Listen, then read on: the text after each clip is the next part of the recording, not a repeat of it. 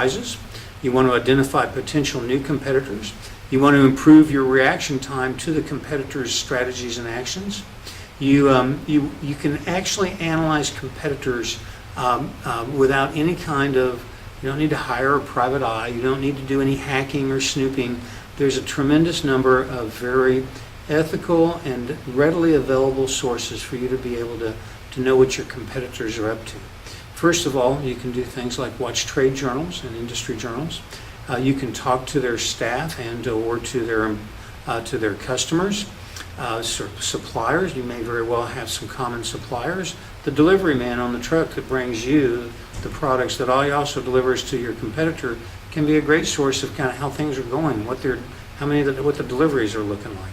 Certainly, you can do things like attend trade shows. You can watch employment ads. You can watch websites. If you want to, you can do patent searches to see what your competitors are up to, and maybe to find new competitors that are entering the market that you were unaware of. You can monitor social media. You can actually also do things like purchase a competitor's product and disassemble it to see how it's made, reverse engineering and analyzing competitors' products in that sense. You can pull credit reports on competitors. You can watch for them in the news. If they're publicly traded, of course, you can see the 10-Q reports that have to be filed with the SEC. You can look for UCC filings to find out what's going on in your competitor's business. There's just a lot of different things, and most of these are available for free at your local library.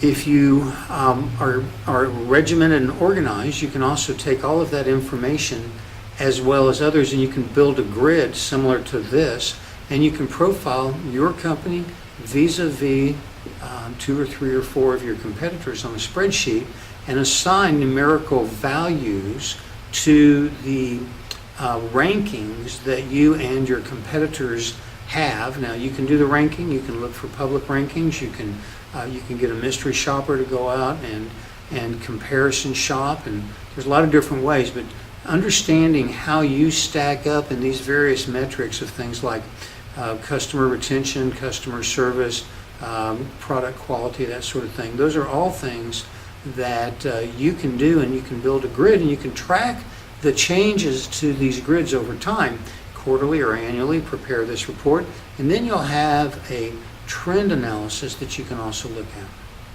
So let's talk about setting goals and objectives. Is it important? Well, I really love this little quote from Alice in Wonderland where the Cheshire Cat says basically, look, if you don't know where you want to go, it doesn't really matter what path you take. Well, goals and objectives, setting goals and objectives is a very important thing for every business. So one of the steps is to set goals and objectives. Goals, and this is also something that people kind of like vision and mission, goals and objectives are a concept that people do get confused.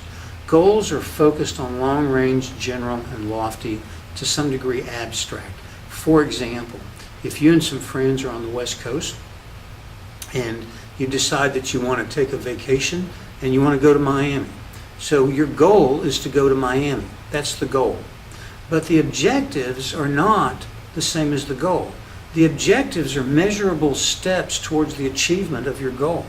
You don't usually just hop in the car and head out. You have to know where you're going to go. You have to have specific targets. How far are you going to drive? Who's going to drive? So the objectives are the measurable targets that tell you whether or not you're